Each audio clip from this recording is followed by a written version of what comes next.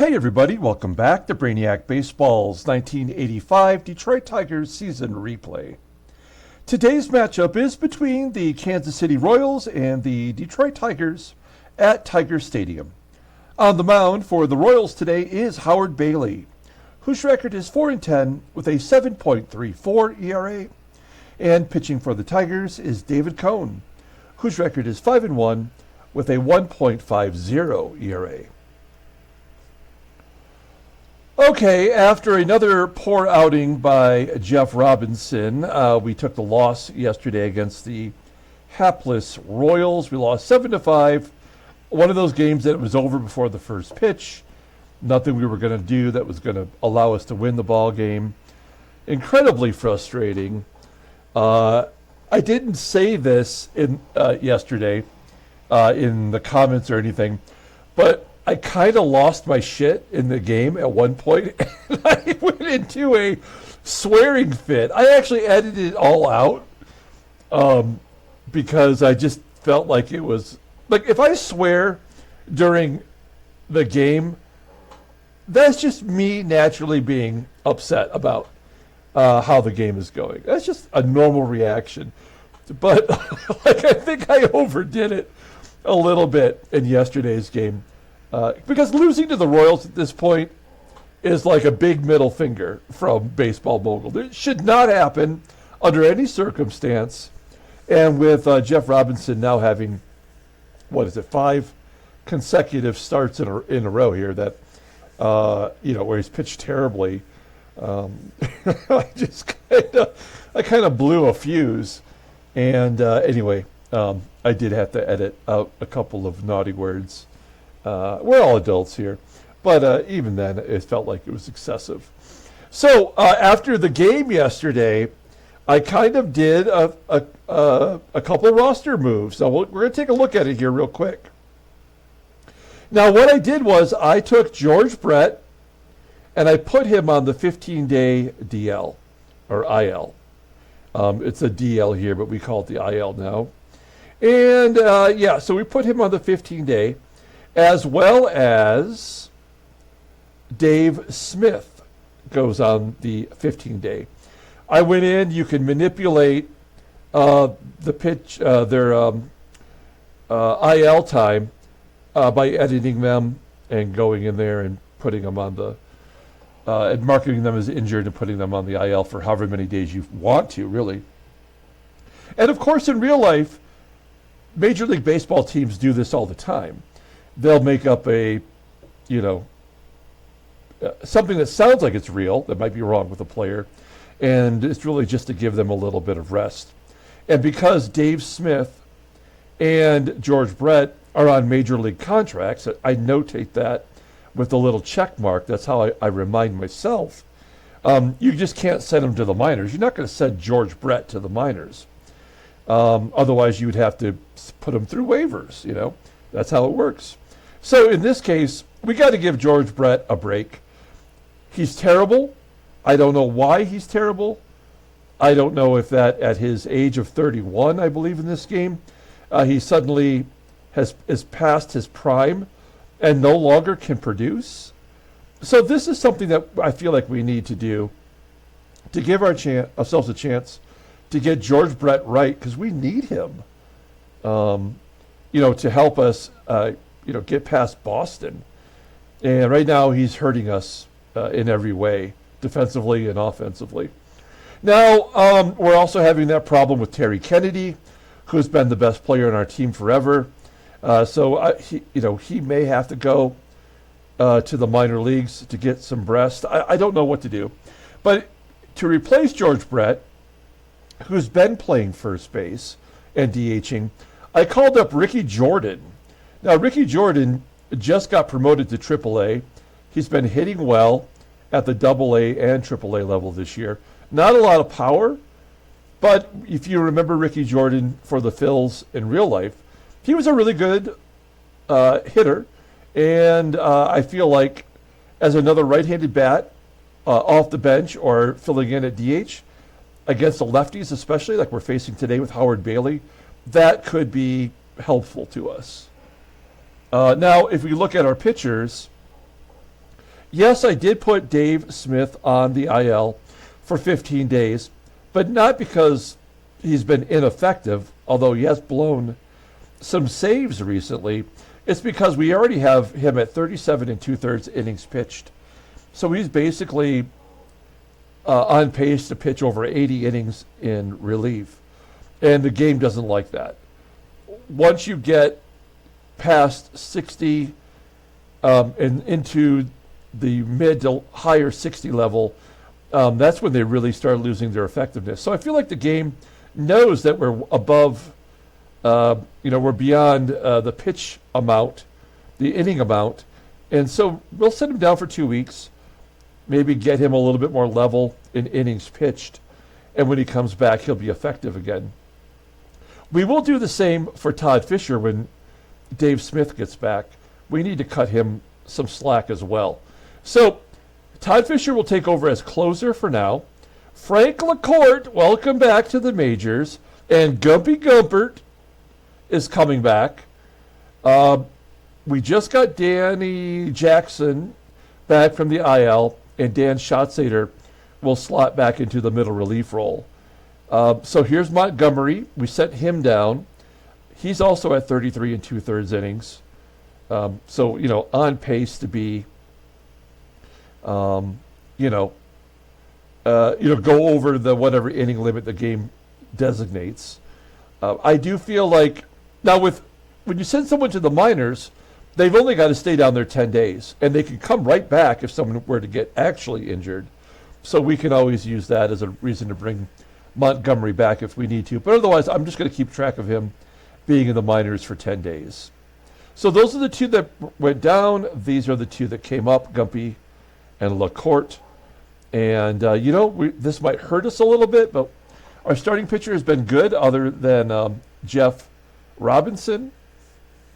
And so maybe we just go deeper into ball games, and then we play matchups. Okay, let's go ahead and get started with today's game. After today's game, there is a day off, so we'll advance a day as the Yankees will be coming to town next. So there'll be an extra day that we'll play after this game is over. As always, I appreciate everyone following along. Like and or subscribe to the channel.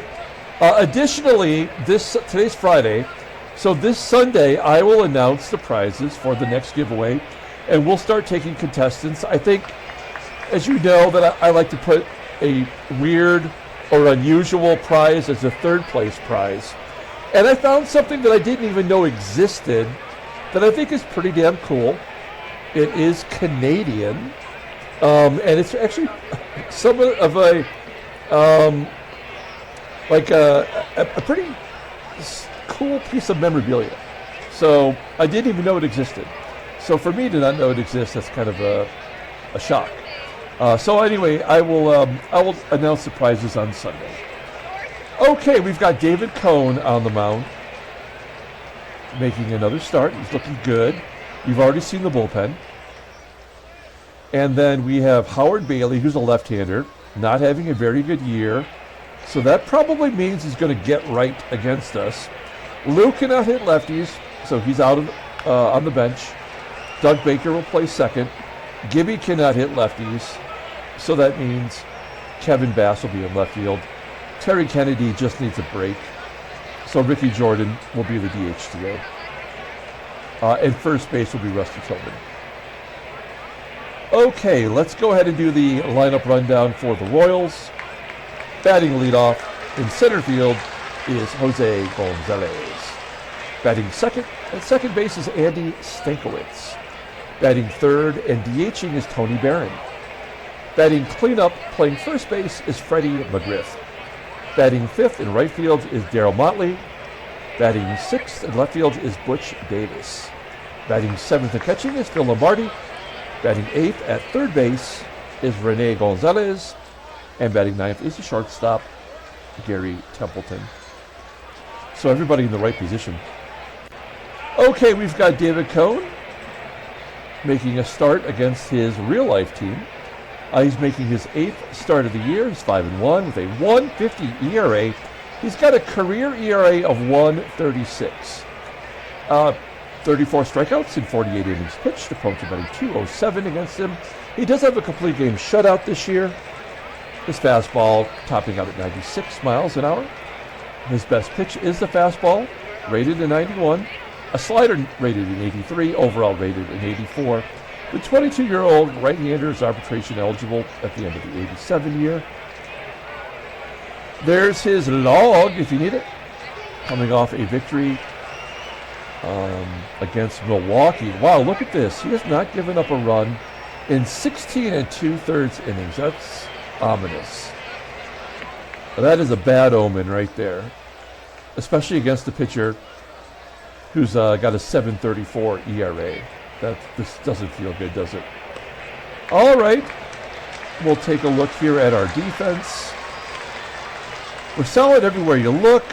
Bass is in left field today, and as we mentioned, Baker will be at second base. Behind the plate is Berryhill, who got the day off yesterday. Okay, here we go. Jose Gonzalez leading it off. This will say a lot right here. 2-2 count. Fly ball into center field. Wilson making the catch. We'll take it. One down. Next man up is Stankiewicz. He had a home run yesterday.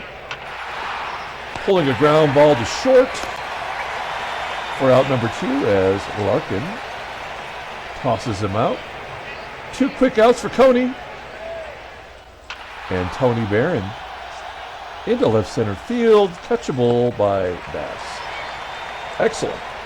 We go to the bottom of the first. Let's take a look at the Tigers lineup. And then I want to tell you a quick anecdote about something I read last night. Batting leadoff in center field is Willie Wilson. Batting second at second base is Doug Baker. Batting third at shortstop is Barry Larkin. Batting cleanup playing first base is Rusty Tillman. Batting fifth in left field is Kevin Bass. Batting sixth, making his major league debut at DH, is Ricky Jordan. Batting seventh and catching is Damon Berryhill. Batting eighth at third base is Mike Pagliarulo.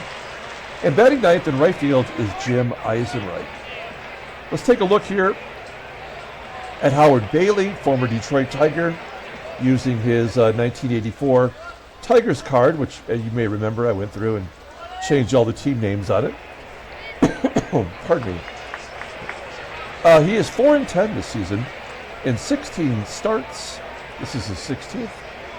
With a 7.34 ERA, 54 strikeouts in 99 1/3 innings pitched. He does have one complete game.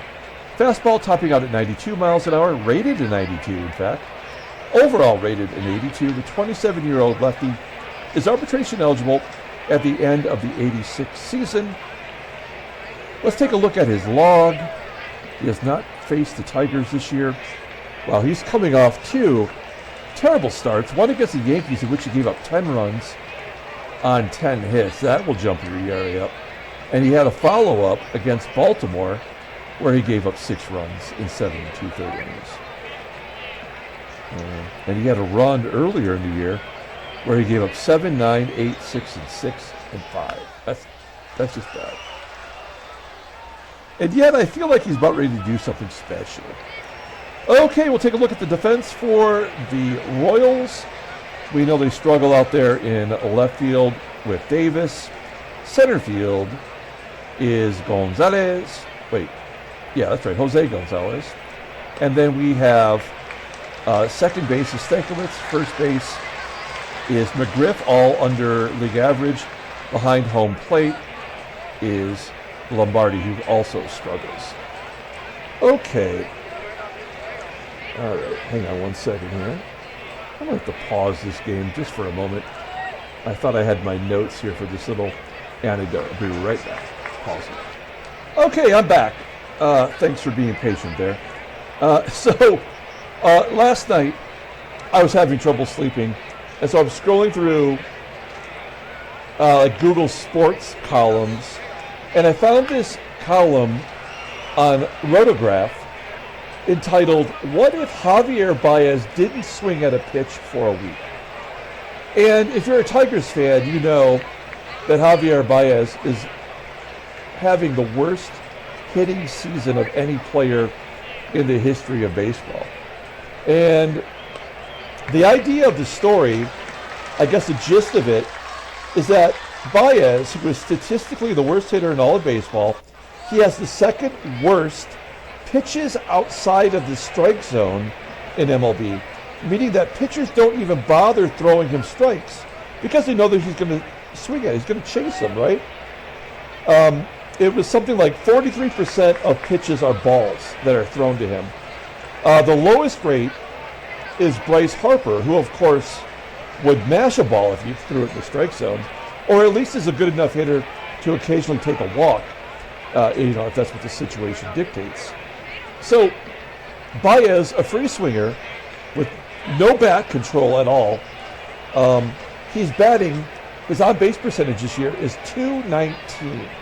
So the author surmised that based on him having a .219 on-base percentage, if he simply never swung at a pitch for a whole week, just because of the amount of balls that he's currently being thrown, by the time the pitchers could adjust to his new batting philosophy, he would actually become a more valuable player and could potentially jumpstart his season. So what the author did was he took his previous 7 games that Baez started in real life, right? And they charted his strike to ball rate. And in 28 plate appearances, based on the current way that pitchers pitch to him, he would walk 14 times.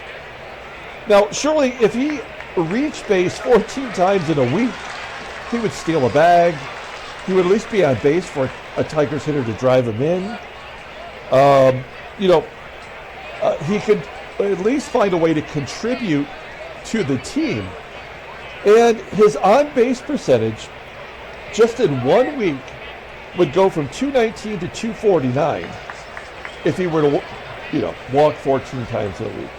So, it's just interesting the way players really can affect their performance if they could just make an adjustment. Now, never swinging at a pitch, that is not something that most ball players could handle.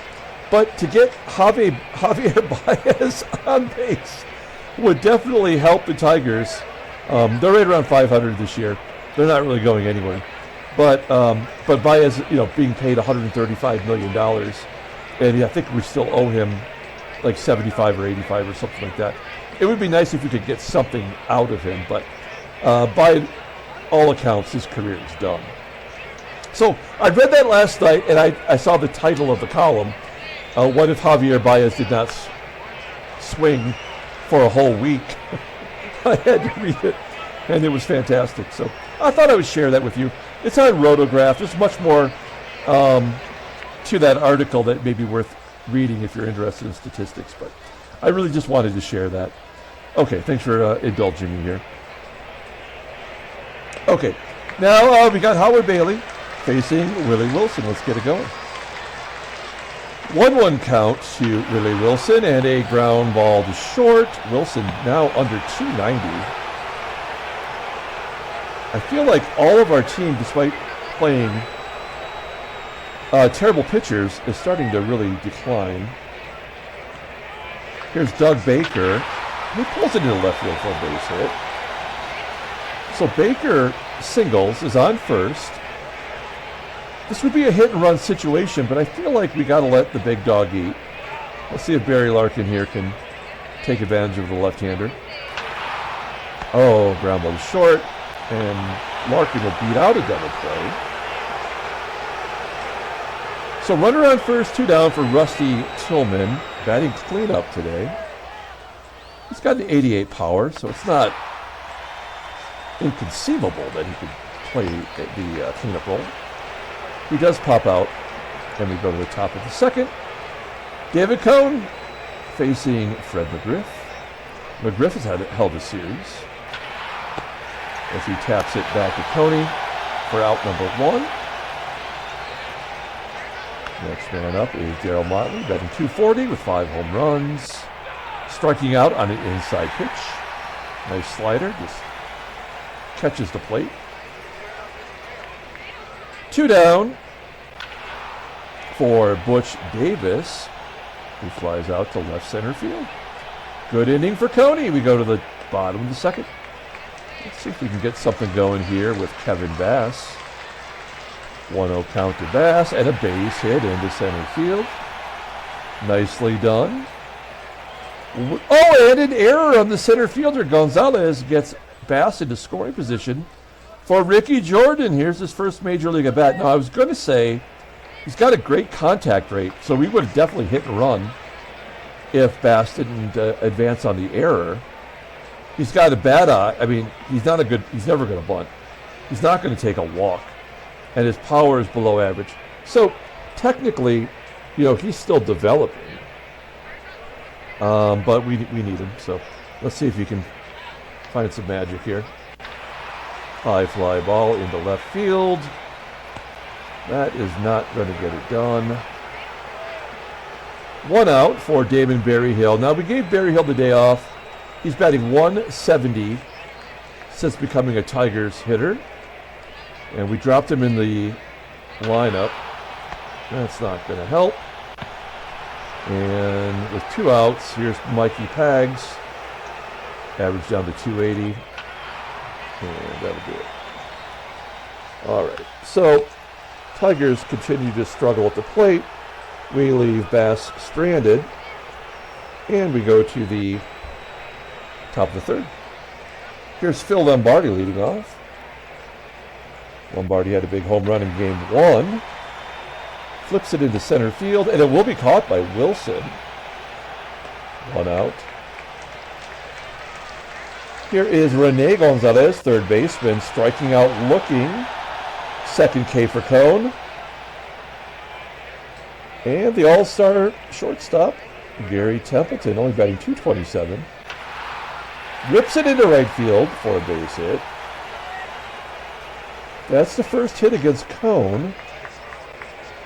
Back to the top and a balk. So we've had 3 balks in 2 games now. So we had that big part of the middle of our season so far where there were no balks. And this balk obviously happened so that Gonzalez could not come in.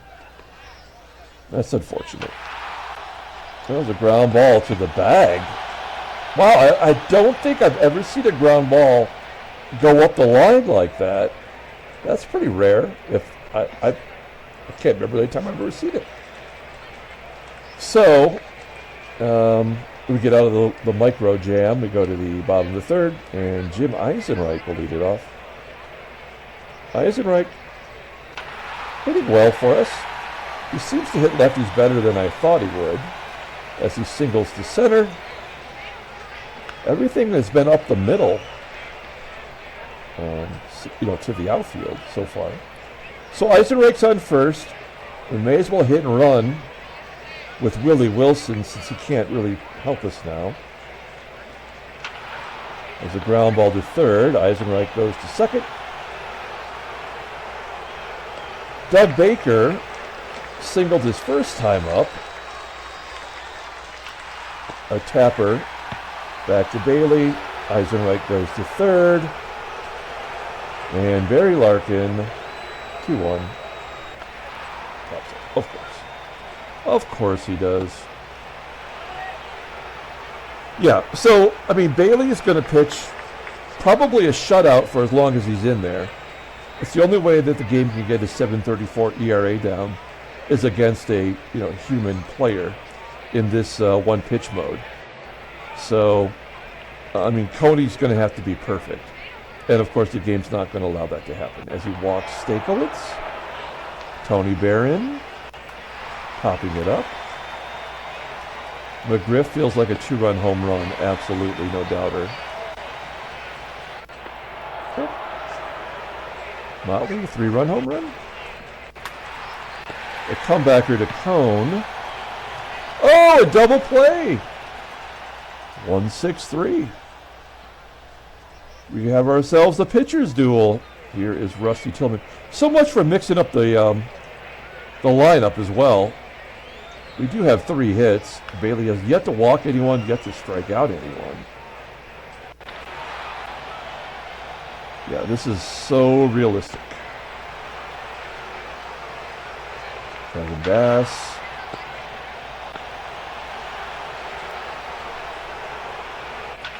Ricky J. Great job, game. Top of the 5th. Well, somebody has to blow it here. One way or another, no one gets through the 5th inning without giving up runs and still gets a win. So it's Davis, Lombardi, and Gonzalez.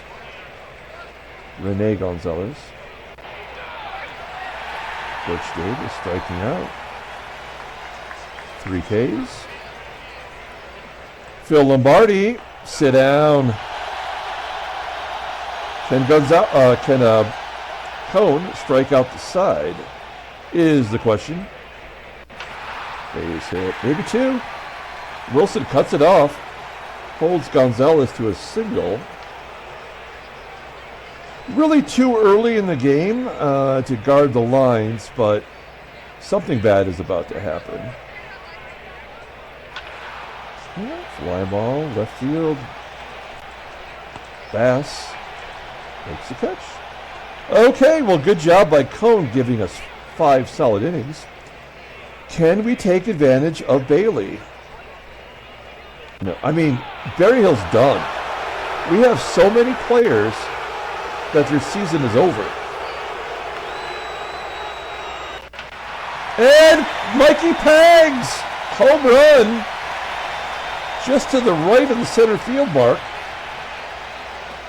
424 feet. That is Pagliarulo's 6th home run. He has completely taken over for George Brett.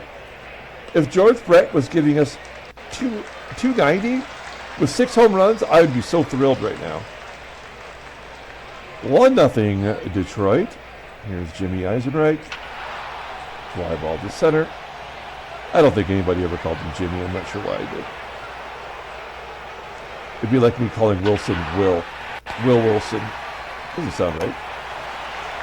Okay, top of the 6th inning. We're 3rd time through the lineup with Gonzalez. I guess we'll take a look at the in-game stats. He's 0 for 2 today. 2-2. Striking out. 5 Ks for Cone. I mean, Cone wasn't even in the major leagues. How is it that David Cone is pitching like this, and technically he was not even a major league pitcher yet?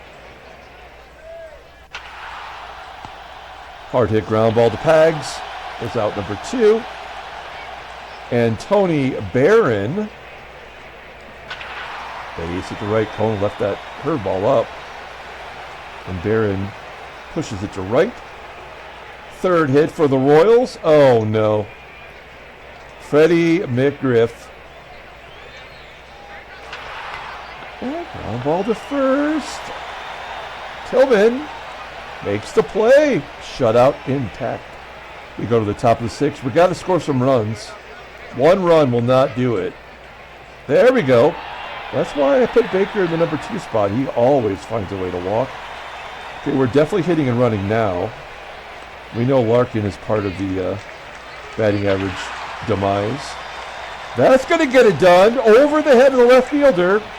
An RBI double as Baker scores from 1st. 7th double by Barry Larkin. And it's 2-0 Detroit. Nobody out. Rusty Tillman. Let's see if he can't push it to the right side against the left-hander. Fly ball to center. Now it doesn't matter what happens. Well, Bass walks. That sets up the double play. 2nd walk for Bailey. 1-2.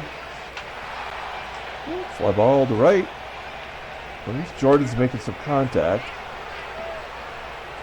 And Berryhill barely exists anymore. Oh, 3-run home run! He announces his presence. A 3-run home run from Berryhill. He's still in the top 10 in home runs in the National League with 13.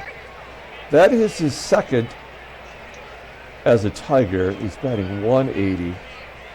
Everything is half, essentially, of what he did in the National League. In a horrible stadium, like the Astrodome. 5-0. All right, now I feel good. Pags isn't done. Base hit to right. It took a while, but we finally got it. Bailey on the ropes here. He's at 79 pitches, so the game's going to force him to go a lot more. Oh, Jimmy EISENREICH! I'm going to call him Jimmy anyway. That's home runs from the 7th, 8th, and 9th hitter, and that'll do it. Darryl Smith will come in. 6 home runs for Jim EISENREICH. Jimmy Bob, I'll take it. 7-0. Detroit, and that chases the pitcher from the ball game, and Darryl Smith comes in. We saw him. I guess that would have been game 2. He pitched 3 innings, only gave up 2 hits and 1 walk. That's a pretty good performance for a guy with a terrible ERA. All right, here we go. Willie Wilson with 2 down. 1-1 count. Sidearm. Ground ball to first. That'll do it. Top of the 7th, a 7-run lead. I would like Cone to go 1 more inning. I feel like it's inevitable that he'll give up a run. Yeah. So this might be it. A double play would be nice. 99 pitches on the wall. Striking out Motley. 6 Ks for Cone. Here's the catcher, Lombardi. Popping it up. Foul ground. This has got error all over it. Well, you got to say that at least that Berryhill is a very, very good defensive catcher. Motley on first. 2 down for Rene Gonzalez. We don't need to guard the lines. There's a ground ball to Pags, and there's out number 3. Bottom of the 7th inning, Darryl Smith coming out. Is Dar short for Darryl?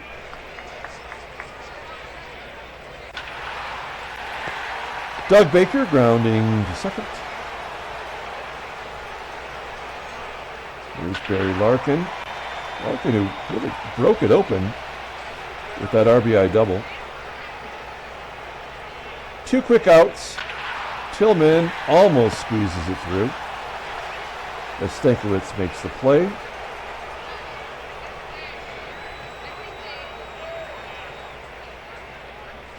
One at a time. Gary Templeton. 2-2. High fly ball to right. Cone officially tired. 118 pitches. Coney has owned Gonzalez today. 1-2. Ground ball to second. And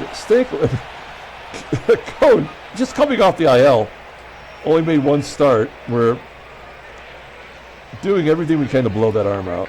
Yeah, that was it. Oh, we'll give him 1 more, because then the lefty's up. This is it right here, one way or another. And he finishes it off with a strikeout. Great job by Coney.